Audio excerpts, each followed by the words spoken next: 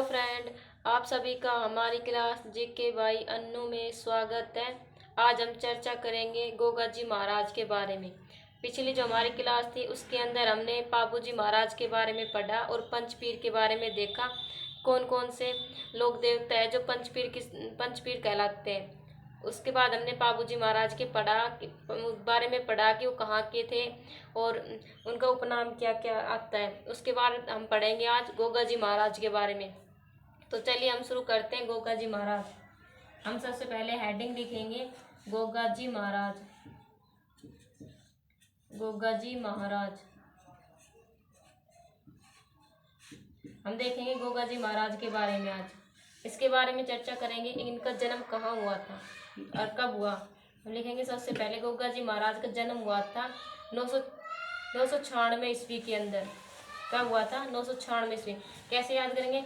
अगर हम गै ऐसे बनता है, इसको हम उल्टा कर देंगे तो लोग की तरह लगता है। और गोगा जी महाराज के जो नाम है उसके अंदर कितने गै आते हैं? 2 गै आते हैं। 2 गै आते हैं, यानी कि दोनों को उल्टा कर देंगे तो हमारा आंसर हो जाए, हमारा जो जवाब हो जाएगा। यानी कि जन्म हुआ था 996 ईस्वी में। दोनों गै को उल्टा करके एक गै सीधा कर देंगे। दोनों गै को उल्टा किया हमने, हाँ अच्छा है, किया अच्छा है, यानी कि 996 ईस्वी के अंदर इनका जन्म हुआ था। और कहाँ हुआ था? तो इनका जन्म हुआ था ददरेवा चूरू के अंदर। ददरेवा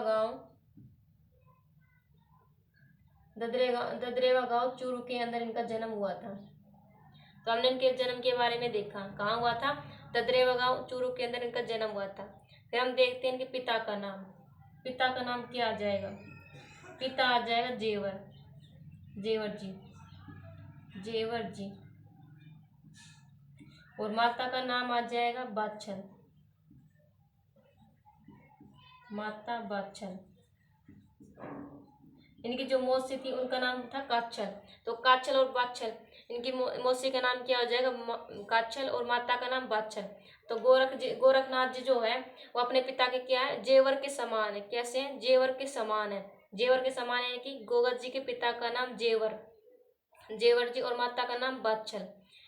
फिर हम देखते हैं इनकी जो पत्नी है उनका नाम क्या है। इनकी जो प्रथम पत्नी है वो जो थी उसका नाम आ जाएगा राजकुमारी सीरियल, जो हमें कहीं कहीं पढ़ने को मिलता है और एग्जाम में उनके बारे में भी ज़्यादा क्वेश्चन कभी आता ही नहीं है। उसके बारे में ज़्यादा हमें जानकारी मिलती भी नहीं है। तो हम उस जो इनकी दूसरी पत्नी थी वो थी केमल दे जो बाबूजी राठौड़ था उनकी भतीजी थी। तो हम लिखेंगे उनकी पत्नी का नाम। पत्नी कौन हो जाएगी? केलम दे।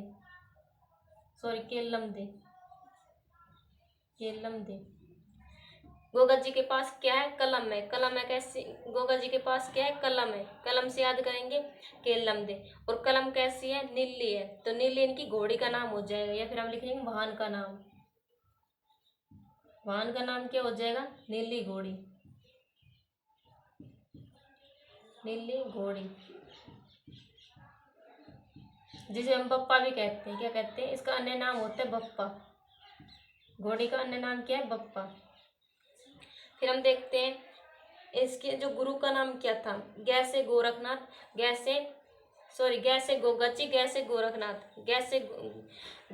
गै से गोरखनाथ, यानी कि इनके गुरु का नाम हो जाएगा गोरखनाथ। तो गुरु का नाम हो जाएगा गुरु गोरखनाथ, ये इनके गुरु का नाम है। तो हम सबसे पहले हमने देखा गोगा जी महाराज का जन्म कब हुआ था? 996 ईस्वी के अंदर इनका जन्म हुआ था। और कहाँ हुआ था? ददरेवा गांव चूरू के अंदर हुआ था, जहाँ पर इनकी शीश मेढ़ भी बनी हुई है। यानी कि शीश मेढ़ कहाँ है? चूरू के अंदर। चूरमा हम जो चढ़ाते हैं किसी मतलब कि तो चूरमा कहाँ चढ़ाया जाता है? मूर्ति के शीश पे चढ़ाया जाता है, फिर पैर पे चढ़ाया जाता है, यानी कि शीश पे चढ़ाया जाता है। तो शीश मेढ़ चूरू के अंदर आ जाएगी। ऐसे ही हम याद करेंगे कि इनका जो जन्म हुआ था वो ददरेवा गांव चूरू के अंदर हुआ था। इनके पिता का नाम जेवर और माता का नाम बाछल। इनकी पत्नी का नाम, जो पहली पत्नी थी उसका नाम राजकुमारी सीरियल था, जो हमें कहीं कहीं पढ़ने को मिलता है। फिर हम देखेंगे इनकी जो पत्नी थी, जो एग्जाम में जहाँ से क्वेश्चन आते हैं और जहाँ पर उनका नाम यही मिलता है, वो था इनका केलम दे। यानी कि केलम इनके पास कैसी कलम थी, नीली थी। तो वाहन कैसे, इनका जो वाहन है फिर घोड़ी का नाम जो हो जाए वो नीली घोड़ी हो जाए, जिसको अन्य नाम बप्पा भी मिलता है। फिर हम देखते हैं कि गुरु का नाम, गै से गोरखनाथ, गै से गोगा जी, यानी कि गोगा जी के जो गुरु है वो उसका नाम हो जाए गोरखनाथ। अगर हम चर्चा करें कि गोरखनाथ जो है उनके भी गुरु का नाम क्या हो जाएगा, तो गोरखनाथ के गुरु का नाम हो जाएगा मच्छिंद्रनाथ जी। क्या हो जाएगा, मच्छिंद्रनाथ जी। हमें इतने डीप में ज़्यादा पढ़ने की आवश्यकता नहीं है, क्योंकि इतने डीप में हमसे क्वेश्चन नहीं पूछा जाएगा। फिर हम चर्चा करते हैं इसके गुरु के बाद हमने इसका थोड़ा सा परिचय देखा। फिर हम देखते हैं इसके उपनाम क्या क्या है, इनके मतलब किस किस नाम से हम इनको जानते हैं। तो हम देखेंगे इनका उपनाम, यानी कि इसे किस नाम से जाना जाता है। तो गोगा जी, हम किसके बारे में पढ़ रहे हैं, तो गोगा जी महाराज के बारे में पढ़ रहे हैं। तो गोगा जी महाराज को जो है गाय रक्षक देवता भी कहते हैं। क्या कहते हैं, गाय रक्षक देवता, गाय रक्षक देवता या फिर सांपों का देवता, सांपों का देवता। इन्हें सांपों का देवता क्यों कहते हैं, हमें हमारे जो दिमाग में ये भी चलता होगा कि चलो गाय रक्षक देवता तो कहते होंगे क्योंकि इन्होंने गाय की रक्षा की थी। फिर हम देखते हैं इनको सांपों के लोग देवता क्यों कहते, सांपों के देवता भी क्यों कहते हैं। तो सांपों के देवता इसलिए कहते हैं क्योंकि इनकी जो पत्नी थी उसको एक बार नाग ने डस लिया था, जिससे क्रोधित होकर गोगा जी महाराज ने एक यज्ञ किया था। और उस यज्ञ के अंदर जितने भी जो सर्प थे वो उस यज्ञ में आके गिर रहे थे। तब जो तक्षक नाग यानी कि नागों का देवता था तक्षक नाग, उसने ये सब देखा तो उसने सोचा कि उसकी भी जो नंबर आ रहा था गिरने के अंदर, मतलब कि उस हवन कुंड में, तब उन्हें कहा कि ऐसे तो हमारे पूरे कुल का नाश हो जाएगा। तो जब तक्षक नाग गोगा जी महाराज के पास आए और उनसे विनती की कि ऐसे तो हमारा संपूर्ण कुल का नाश हो जाएगा कि आप ऐसे कर रहे हो, मैं आपकी पत्नी को पुनः जीवित कर दूंगा, आप ये सब रोक दीजिए। तब गोगा जी महाराज ने ये सब रोका था और उन्होंने साथ ही ये कहा कि आज से आपको सांपों के देवता के रूप में पूजा जाएगा।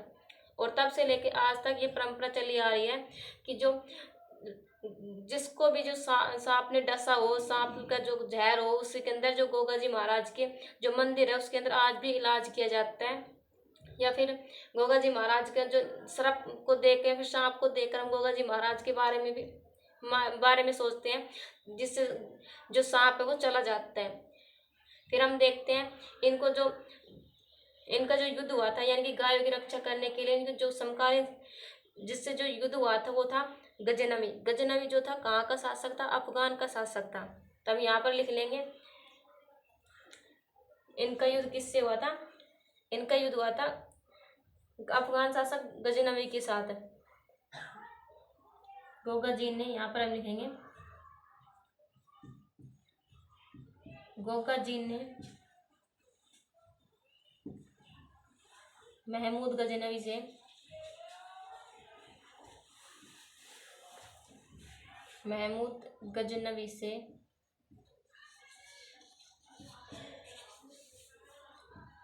युद्ध किया। किससे युद्ध किया, महमूद गजनवी से। गैसे गजनवी, गैसे गोगा जी। तो हमें तीन जो है, एक गोरखनाथ जी, एक आ जाएगा गजनवी, जिससे गोगा जी ने युद्ध लड़ा था। तो किससे लड़ा, गैसे गोरखनाथ, कैसे गजनवी, गजनवी से इन्होंने युद्ध लड़ा था। और इसी गजनवी ने गोगा जी को किस नाम की उपाधि थी, उपाधि जो दी थी इन्होंने दी थी जहार पीर के नाम से उपाधि दी। यहाँ पर लिखेंगे उपाधि, कौन सी उपाधि दी थी इन्होंने दी जहार पीर, जहार पीर की उपाधि दी। जहार पीर का मतलब क्या होता है, जहार पीर का मतलब होता है जिंदा पीर। क्या होता है, जिंदा पीर। अगर आपसे ये क्वेश्चन पूछ लिया जाए कि जहार पीर की उपाधि किसने दी, तो किसने दी, गजनवी ने दी। और गजनवी कहाँ का शासक था, तो ये आ जाएगा अफगानिस्तान का। ये अफगानिस्तान का शासक था, यानी कि अफगानिस्तान से आया हुआ था। तो हमने देखा कि गोगा जी महाराज को गाय रक्षक और सांपों के देवता भी कहते हैं, और गोगा जी गए से गजनवी से इन्होंने युद्ध लड़ा और इसी युद्ध के बाद गजनवी ने गोगा जी को जहार पीर की उपाधि दी।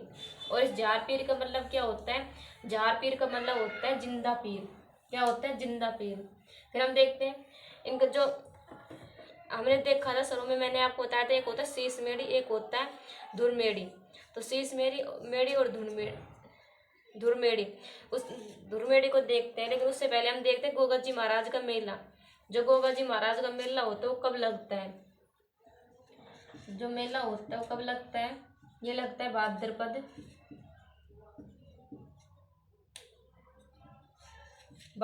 कृष्ण नवमी को।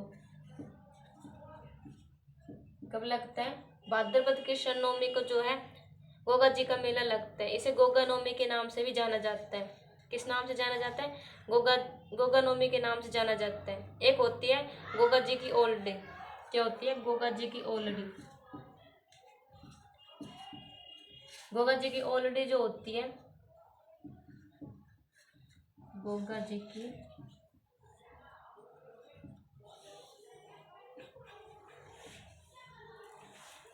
गोगा जी की एक मिनट रुको। जो कहाँ होती है? किलोरी की ढाणी सांचौर के अंदर होती है। कहाँ होती है? किलोरी की ढाणी सांचौर के अंदर। हम लिखेंगे गोगा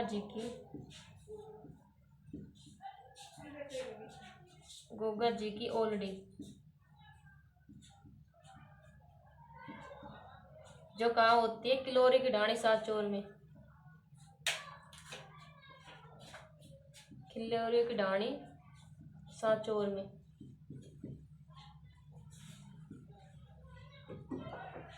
की ढाणी ये कहाँ पर स्थित है? ये सांचौर के अंदर। सांचौर। तो ये हमने पढ़ा गोगा जी महाराज के बारे में, मोस्ट इम्पोर्टेंट चीजें जो कई बार एग्जाम में आते हैं। तो इसी से संबंधित हम देखेंगे कि जो होता है गोगा जी महाराज को कैसे घोड़े चढ़ाए जाते हैं। गोगा जी महाराज को जो है मिट्टी के बने घोड़े चढ़ाए जाते हैं, जबकि रामदेव जी महाराज जो है उनको कपड़े से बने घोड़े चढ़ाए जाते हैं। कैसे घोड़े चढ़ाए जाते हैं? कपड़े से बने। तो हम यहाँ पर नोट करके लिख लेंगे, गोगा जी महाराज को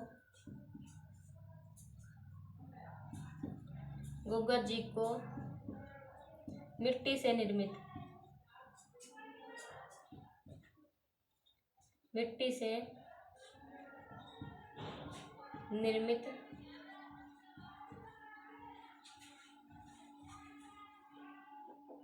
से निर्मित या मिट्टी से बना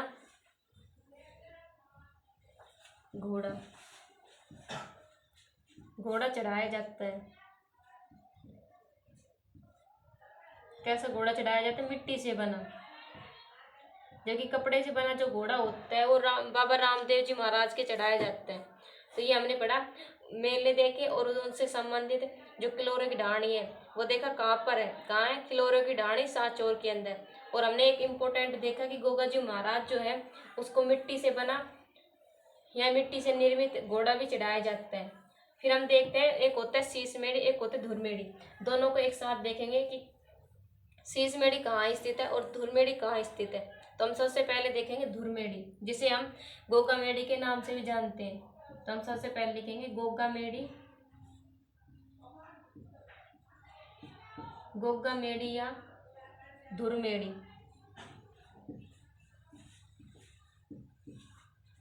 जो कहाँ स्थित है? धुर धड़ ऐसे याद करेंगे, धुर धड़ धड़ियन, जहाँ पर उनका धड़ गिरा था कहाँ पर स्थित है? नोहर हनुमानगढ़ में। नोहर हनुमानगढ़ कहाँ स्थित है? नोहर हनुमानगढ़ के अंदर स्थित। दो है, एक तो शीश मेढ़ी है और एक है धुरमेढ़ी। शीश यानी कि चूरमा जो है, जैसे चूरू जैसे चूरमा, एक याद कर लेंगे, दूसरा हमें ऑटोमेटिक याद हो जाएगा कि धुरमेढ़ी जो है नोहर हनुमानगढ़ के अंदर है। चूरमा कहाँ चढ़ाया जाता है? सिर पर चढ़ाया जाता है। तो सिर पर चढ़ाया जाता है यानी कि शीश मेढ़ी कहाँ है? चूरू के अंदर। तो धुरमेढ़ी कहाँ स्थित हो जाएगी? नोहर हनुमानगढ़ के अंदर। फिर हम देखेंगे धुरमेढ़ी जो है इसका निर्माण किसने करवाया था? तो इसका जो निर्माण है वो फिरोज शाह तुगलक ने करवाया था। निर्माण किसने करवाया? फिरोज शाह तुगलक ने करवाया था। फिरोज शाह तुगलक। फिरोज शाह तुगलक ने इसका निर्माण करवाया था। और इसकी जो आकृति है वो कैसी है, इसकी आकृति है मकबरे नुमा, जिस पर बिस्मिल्लाह अंकित है। यहाँ पर लिखेंगे आकृति। आकृति कैसी है, मकबरे नुमा। मकबरे नुमा, जिस पर इस पर लिख लेते हैं, इस पर बिस्मिल्लाह अंकित है। क्या अंकित है, बिस्मिल्लाह। बिस्मिल्लाह अंकित है।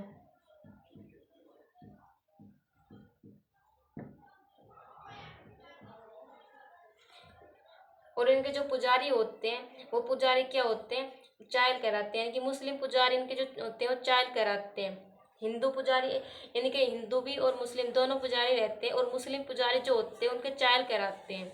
फिर हम देखेंगे इसका जो निर्माण था वो फिरोज शाह तुगलक ने करवाया था, लेकिन जो वर्तमान जो स्वरूप है वो महाराजा गंगा सिंह ने करवाया। महाराजा गंगा सिंह ने निर्माण करवाया था। तो हम लिखेंगे यहाँ पर वर्तमान स्वरूप किसने दिया, महाराजा गंगा सिंह ने।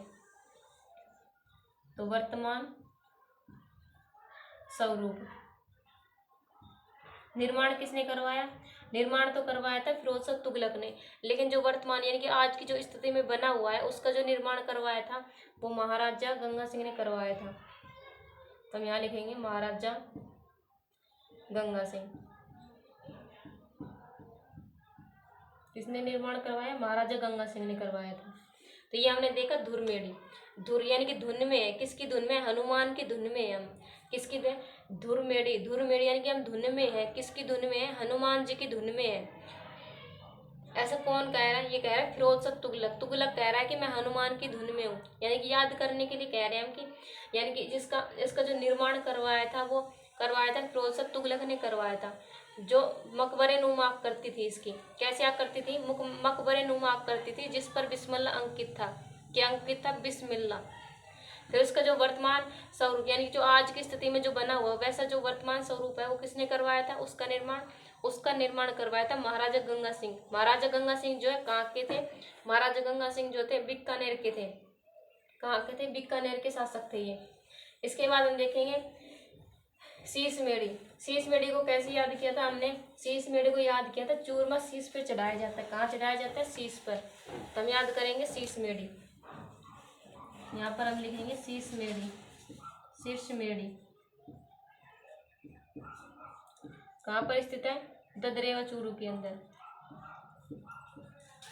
ददरेवा चूरू,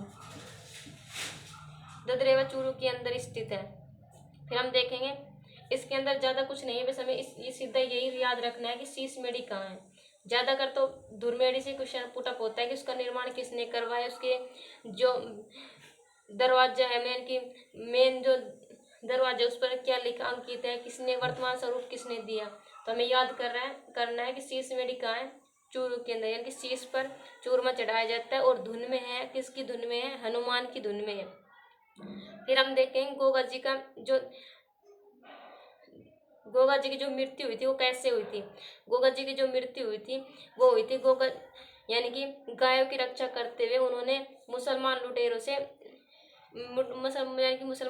गाय की रक्षा करते हुए वीर गति को प्राप्त हो गए थे। तो हम यहाँ पर लिखेंगे उनकी मृत्यु यानी कब हुई थी, मतलब कैसे हुई थी। तो हम यहाँ पर लिखेंगे गोगा जी की मृत्यु, नहीं ऐसे लिखेंगे गोगा जी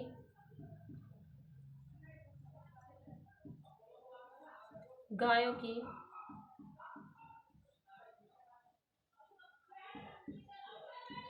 की रक्षा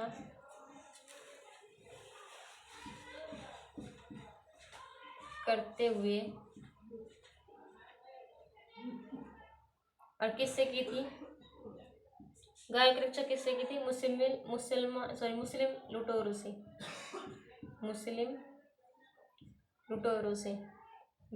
से करते हुए वीर गति को प्राप्त।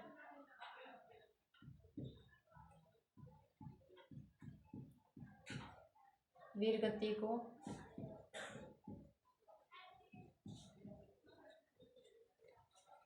हुए।